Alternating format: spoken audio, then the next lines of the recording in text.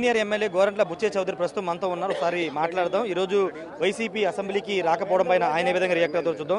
Sir, ఎలా చూస్తారు? YCP అసెంబ్లీకి రాకూడదు నిర్ణయించుకుంది, ప్రతిపక్ష హోదా ఇవ్వట్లేదు, రెండోది సమయం కూడా ఇవ్వట్లేదు కాబట్టి బయట నుండి మేము ప్రశ్నిస్తామని జగన్ అంటున్నారు. సిగ్గు శర్మనాడు అసెంబ్లీకి రావాలి. కౌన్సిల్కి వచ్చిన వాడికి అసెంబ్లీకి ఎందుకు రావు?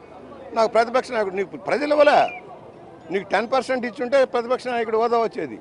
ప్రజల వల్ల నువ్వు పనికిరావని వదిలేశారు. నేను ఒకటే అడుగుతున్న, భయం పిరికితనంతో పారిపోతూ ఉన్నాడు.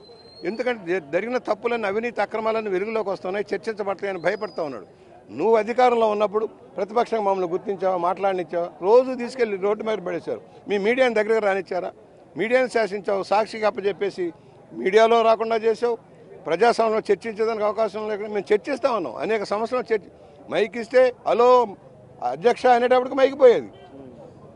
ఇవాళ మేము చెబుతున్నాం, నీకు దన్నుంటారా చర్చిస్తాం. ఒకవేళ నువ్వు రాకపోయినా అధికార పక్షంలో మేమే ప్రతిపక్షంలాగా ప్రజా సమస్యలు ఎత్తుతాం, వెలుగులోకి తెస్తాం, సమస్యల పరిష్కారం కోసం కృషి చేస్తాం, రాష్ట్ర ప్రగతి కోసం వాళ్ళు లేని లోటుని మేము తీరుస్తాం.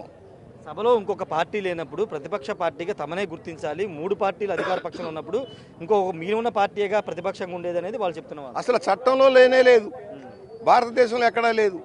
కనీస సీట్లు ఉంటేనే అనేది రాజ్యాంగం చెబుతుంది. నీకు ఆ సీట్లు లేవు, నీకోసం ప్రత్యేక రాజ్యాంగం రచించరు.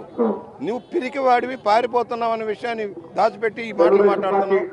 క్లియర్గా చెబుతున్నావు, మీరు రండి, చర్చిద్దాం, తగిన సమయం ఇస్తాం. నువ్వు ఇవ్వకపోయినా మేము ఇస్తాం. తాడేపల్లి ప్యాలెస్ లో చూసావు ఆ కట్టడాలు ఎంత 30 అడుగులు ఎత్తున ఇనుప కట్టడాలు. అంతే పిరికి సన్యాసి. రాక్షస మనస్తత్వానికి ఎదురే భయం, ప్రాణ భయం. ఎందుకు?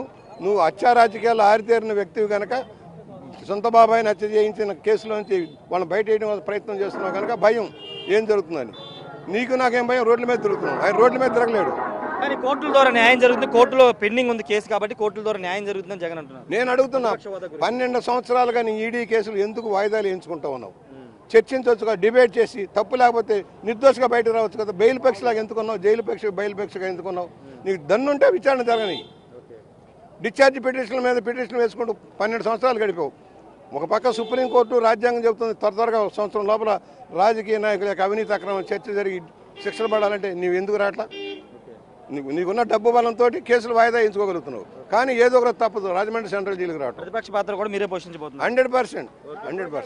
ఖచ్చితంగా ప్రతిపక్ష పాత్ర కూడా అసెంబ్లీలో తామే పోషించబోతున్నామని ప్రస్తుత ఎమ్మెల్యే గోరంట్ల బుచ్చే చౌదరి చెప్తున్నారు. అటు శాసన మండలికి వచ్చి ఇటు శాసనసభ రావడానికి జగన్కి ఏంటి ఇబ్బంది అని కూడా ప్రశ్నిస్తున్నారు. ప్రతిపక్ష హోదా ప్రజలు ఇవ్వాల్సింది నెంబర్ ఆధారంగా, రాజ్యాంగం ప్రకారం ఆ నెంబర్ వస్తేనే, ఆ సంఖ్య వస్తేనే ప్రతిపక్ష హోదా ఇస్తారు. కానీ ఈయన ప్రతిపక్ష హోదా కావాల్సిందే, ఇస్తేనే వస్తారని చెప్పడం విడ్డూరంగా ఉందని చెప్తున్నారు. ఖచ్చితంగా ప్రజలు గమనిస్తున్నారు.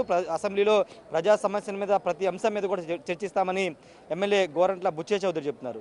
కెమెరా పర్సన్ శ్రీనివాస్తో రాజేష్, బిగ్ టీవీ, అమరావతి నుండి.